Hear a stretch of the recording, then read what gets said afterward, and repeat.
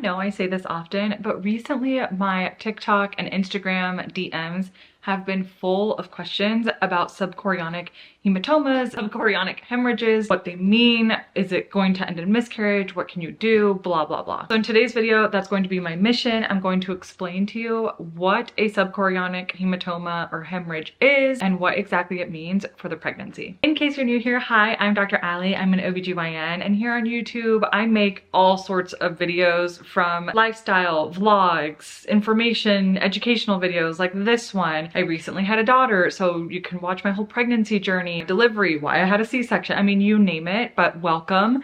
I hope you enjoy this channel and that you learned something. If you guys live in Arizona, because I don't know if Black Rock coffee is in other states, but it's here. Anyway, I usually get their coffee. Today I decided to try their Fuel, which is like their energizing type drink. And I didn't think I was gonna be able to drink the whole thing, but here we are. I got the teal one, which is like blue raspberry, passion fruit. I don't know what else, but it was really, really good. So I don't know, this may be my new thing. Okay, let's jump back into the information. As an OBGYN, I see subchorionic hematomas a lot and diagnose them often, but I'll be the first one to admit that we probably don't do a great job of actually explaining to patients what it means. And maybe you find yourself in this situation where your doctor didn't spend enough time or didn't get to answer all of your questions or whatever it may be. I hope you find this video helpful and that it kind of gives you peace of mind and a better understanding as to what is going on. All right, let's jump into the video.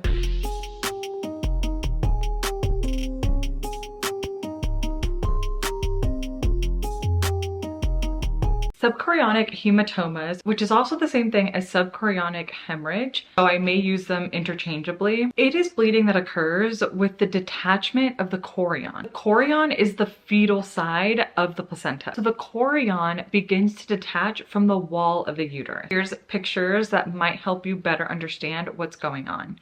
Essentially, during pregnancy, you have the uterus, which is maternal, right? It's the mom's uterus, and the placenta attaches to the uterus. The fetal side where the baby is, that's called the chorion. So what happens is that when the chorion detaches, it can lead to an accumulation of blood in that space between the uterine lining and the chorion. So essentially this little pocket of bleeding is under the placenta itself. And we're able to diagnose these on ultrasound. I myself, early on in pregnancy in the first trimester, did develop a subchorionic hematoma. It wasn't a big one, but it was there. And I was scanning myself one day and actually found it myself. Then when I had my official dating ultrasound, it was identified as well. What are the symptoms? A subchorionic hematoma is typically the most common cause of first trimester bleeding. It can cause some light spotting, but it can also cause some heavy bleeding. Although some women, like me for example, didn't have any symptoms.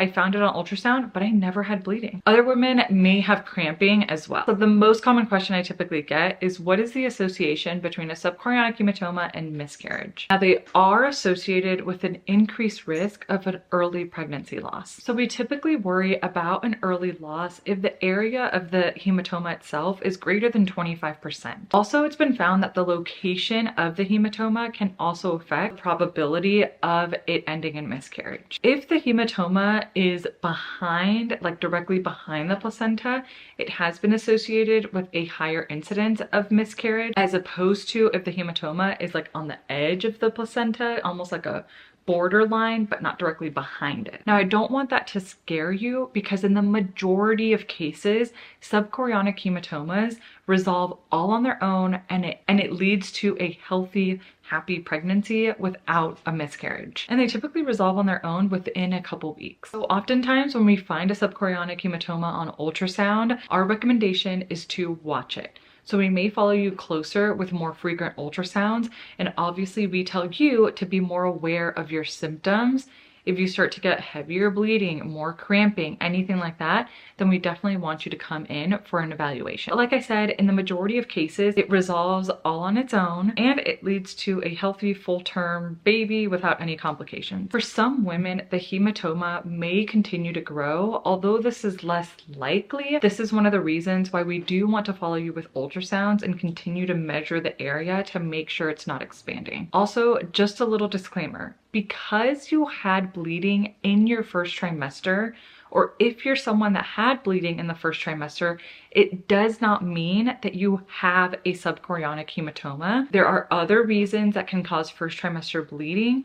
I'm just saying that subchorionic hematoma is on the top of the differential, but you would still need to go in to have an actual diagnosis. And like I mentioned before, that's done via ultrasound. So unfortunately, the downside to all of this is that there's no treatment for a subchorionic hematoma. So if you're diagnosed with one, as I mentioned before, your doctor is just going to have you come in for more frequent ultrasounds early on so that we can continue to kind of follow you and make sure you're aware of your symptoms, and if it's heavier bleeding, if it's getting worse, anything like that, please tell your doctor. Now, if you're really unsure and you want more information, I want to take this time to encourage you to ask your doctor, talk to your doctor. I want you to feel empowered, and I want you to learn to advocate for yourself. If you don't understand something, or you don't understand why they won't do something, order some sort of test, anything like that, ask them. It's our job and our responsibility as a physician to make sure you understand what's going on. We're supposed to break it down and explain all the knowledge that we have in our head to you in a way that's digestible, that you understand. So please ask, ask, ask. If you feel like your provider is not listening to you, you could always get a second opinion. I know that may not be easy and would require you making another appointment, blah, blah, blah. But I also want you to feel like you're getting good care and that you're getting taken care of. Last thing I want to say before finishing this video, if you have a subchorionic hematoma, this was not caused by something that you did. So please do not blame yourself one bit. This is something simply that happens. We're not exactly sure why it happens oftentimes, but I can assure you that it is not something you did wrong to cause this hematoma. I want you to stay positive and stay hopeful, knowing that in the majority of cases, the hematoma resolves on its own and it's still a healthy pregnancy. That brings us to the end of the video. I hope you enjoyed this one. I hope you learned something new. If you know someone that has a subchorionic hematoma, or they're panicking, or they didn't get enough information, or whatever it may be, please send them this video and hopefully it brings them a little bit more peace of mind.